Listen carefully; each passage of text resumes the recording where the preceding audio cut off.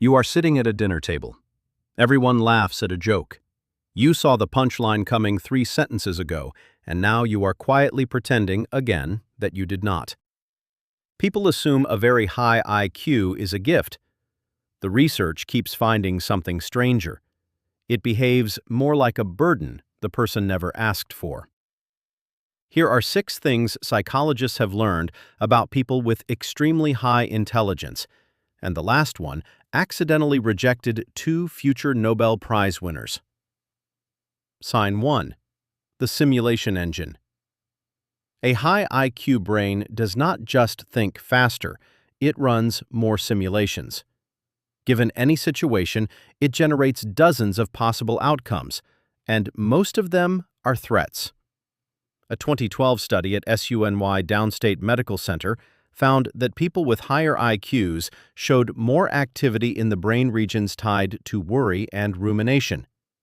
A 2015 paper in Personality and Individual Differences confirmed it. Verbal intelligence correlated directly with worrying. The same machinery that solves hard problems cannot tell the difference between a problem worth solving and a worry worth dropping. So it solves the worry, over and over, all night. Sign 2. The hyperbrain, hyperbody. Psychologist Ruth Karpinski surveyed members of Mensa, the high IQ society, and found rates of mood disorders, anxiety, and ADHD that were double the national average, sometimes more. Her explanation is the hyperbrain-hyperbody theory. A highly intelligent nervous system does not just process ideas intensely, it processes everything intensely. A small criticism, a strange sound, an injustice on the news. The mind grabs it, amplifies it, and the body follows with a real physical stress response. They are not being dramatic. Their hardware is simply turned up louder than everyone else's. Sign 3. The boredom threshold. For most people, routine is comfortable. For a very high IQ mind, routine is a slow form of suffering. The brain is built for novelty and complexity, and when it does not get them, it turns on itself. This is why so many extremely intelligent people underachieve in ordinary settings, not from laziness, but because a task with no challenge gives the mind nothing to grip. They will master something obscure in a weekend, then be unable to fill out a simple form for a month. It looks like a contradiction. It is the same trait. Sign 4. The solitude paradox. In 2016, researchers Satoshi Kanazawa and Norman Lee published a study in the British Journal of Psychology on what they called the Savannah theory of happiness. For almost everyone, more time with friends means more life satisfaction. But for the most intelligent people, the effect reversed.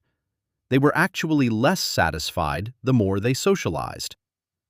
The leading explanation is that high intelligence is partly the ability to adapt to situations our ancestors never faced, including being alone. Most people need the tribe to feel well.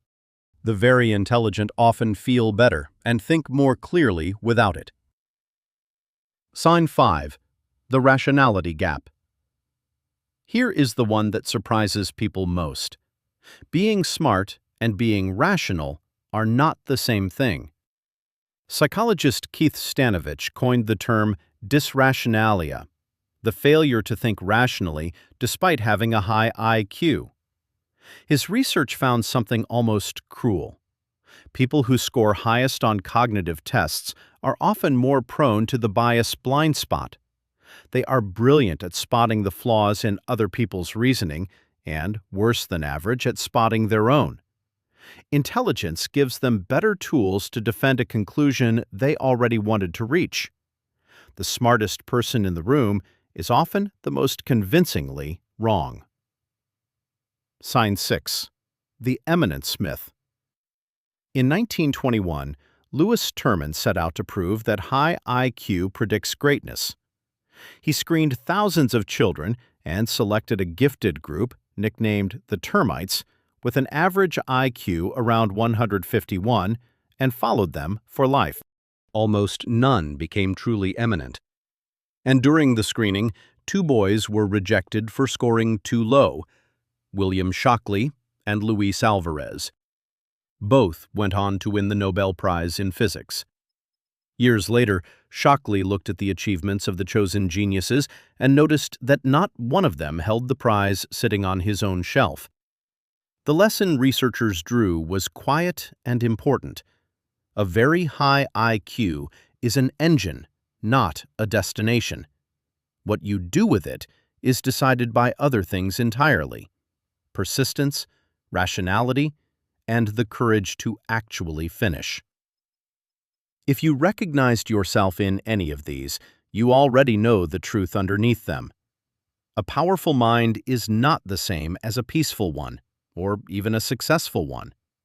It is a tool that demands to be aimed. Leave a comment on the sign that felt most like you. I read every one. And next week, why the most capable people are so often the ones who secretly feel like frauds. If that sentence made you uncomfortable, you will want to see it.